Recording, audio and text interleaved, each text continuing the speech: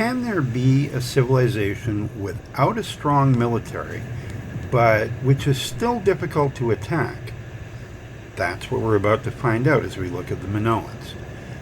By the way, no Minotaurs were harmed in the making of this video. Minoan civilization was mainly centered on the island of Crete from 3100 to 1100 BC. It was a merchant empire that spread its culture through its trade items far and wide, now from Canaan to Stonehenge and even Wales. We know less about it than some other cultures because we've not been able to completely translate all of its linguistic forms. What we do know is that Minoans knew a good deal about architecture as well as sailing, and that they had some serious artistic skills, and, well, a weird thing for bowl dancing. Was that a religious thing or a celebration thing?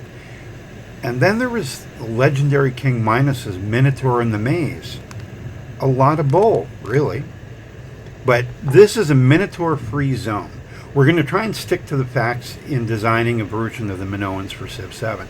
I've dabbled in basic design with my Robin Hood speculations and promoted the creation of a Leonardo DaVinci character. Both videos linked below in the description, by the way. But right now, we're going to leave the age of exploration and focus on the ancient world. So let's take a look at what these guys might look like. So the first thing you're going to notice here is the Minoans as a cultural economic society. Well, they kind of resemble the Aksum, who are already in the game. But I'm going to show you that the emphasis here is going to be more on the cultural than on the economic, which is the reverse with the Aksum.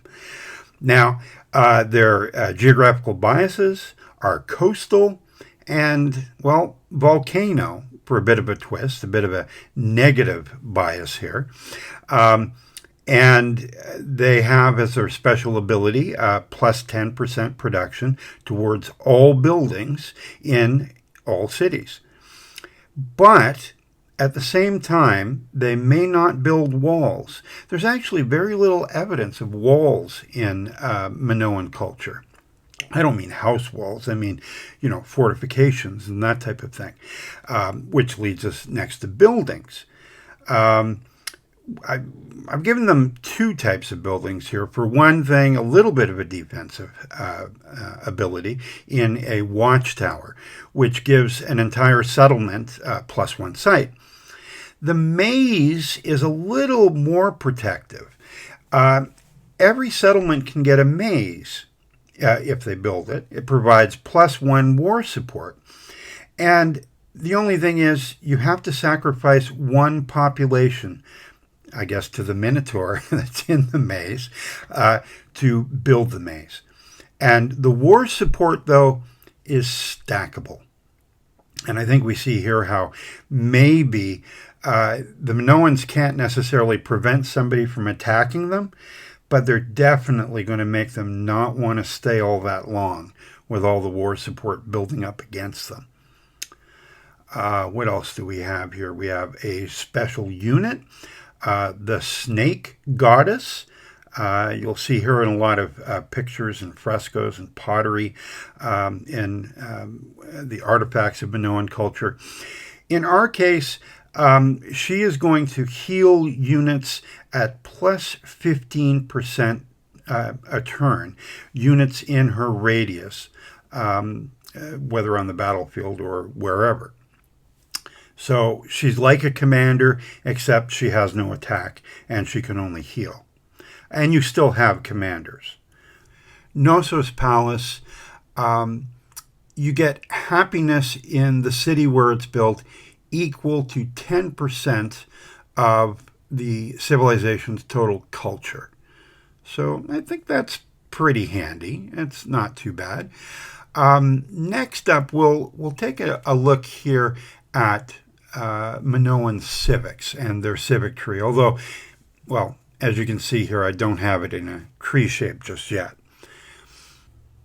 So when we look at Minoan Civics, well, let's start with stunning architecture. All buildings provide plus one happiness. That's a pretty decent buff, if you're into happiness, I guess. Then its mastery unlocks the maze building, which, of course, will come to be important for other reasons. Now, Tier 2, and I know it's hard to visualize all of this. We're looking at it in a linear kind of way. But Tier 2, global reputation. You can spend 100 influence points to increase trade route limits with a random civ.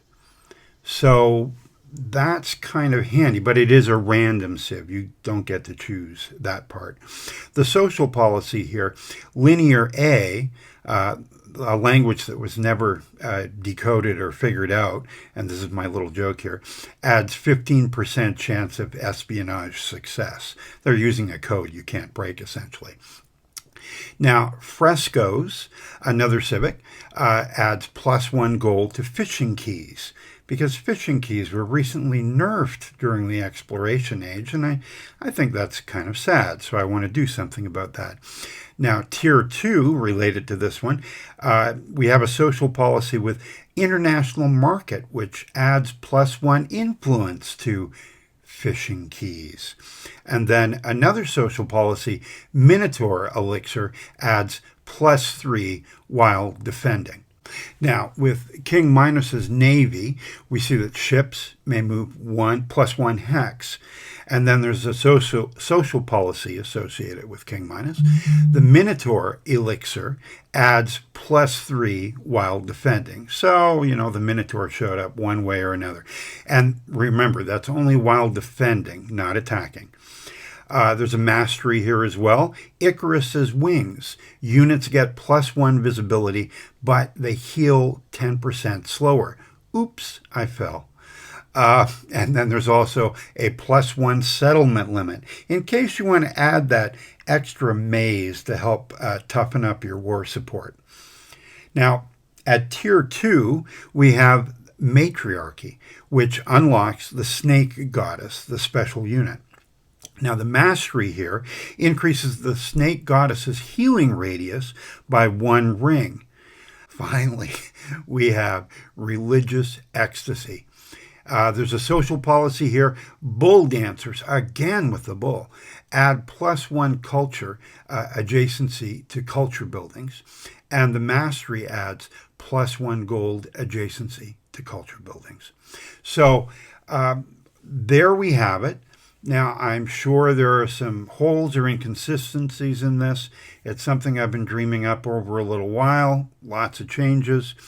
But if you have any thoughts or ideas, anything you'd like to contribute, or anything you need to poke more holes in here, let me know in the comments. And if you liked what you heard or saw here at all, then feel free to leave a like or a subscribe. Glad to hear from you, and hopefully see you next time.